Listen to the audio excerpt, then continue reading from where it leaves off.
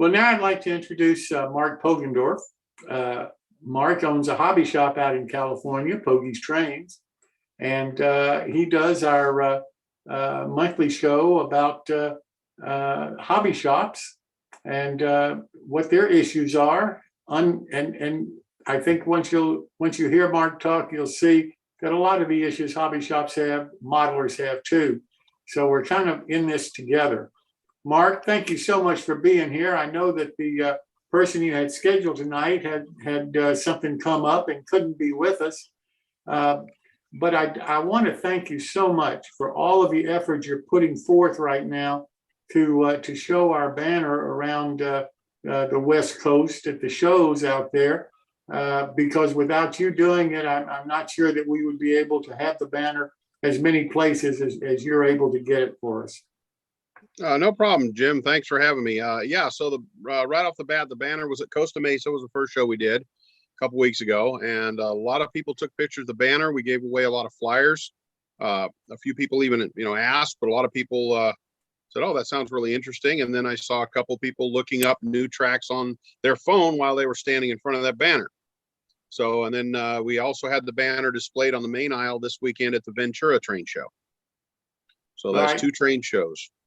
As I say, I can't thank you enough for doing it for us. And I'm sorry that the hobby shop had something come up and couldn't be here tonight.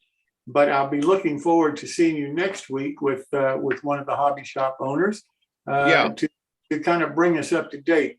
I would like to mention one thing while I've got you.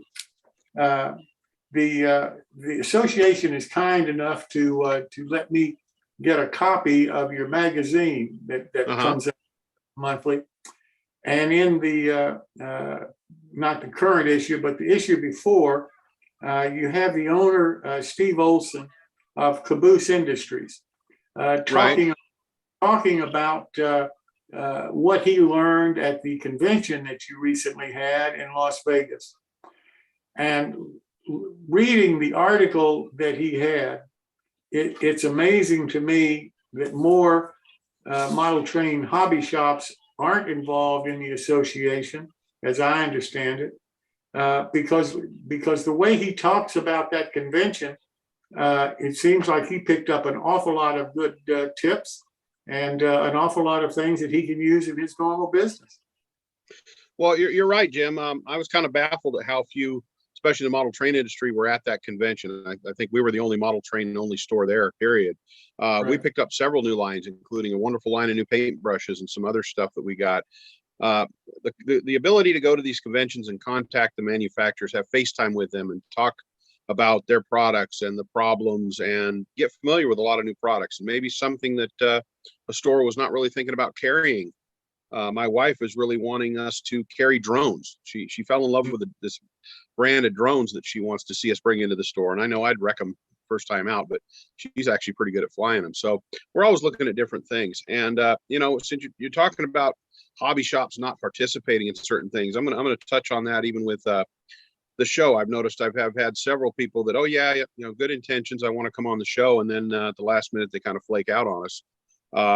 So I think they're just not putting a lot of thought into their future marketing. And another thing I've noticed, I've already done 10 shows this year.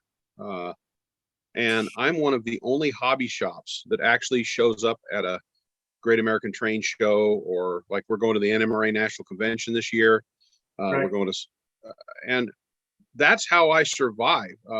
Especially right now, I actually reduced my hours at my store.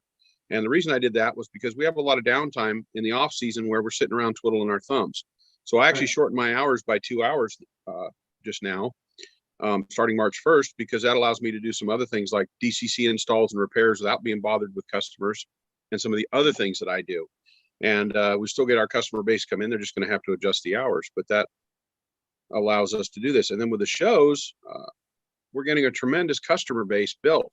Every show I've been going to, I'm getting 20 to 30 orders after those shows. And I'm about it. There's the show in Puyallup, Washington had 2 other hobby shops there. We had the biggest booth. And then the last 2 weekends, Costa Mesa had 2 other small train stores. One of them really isn't a store. He operates out of his garage.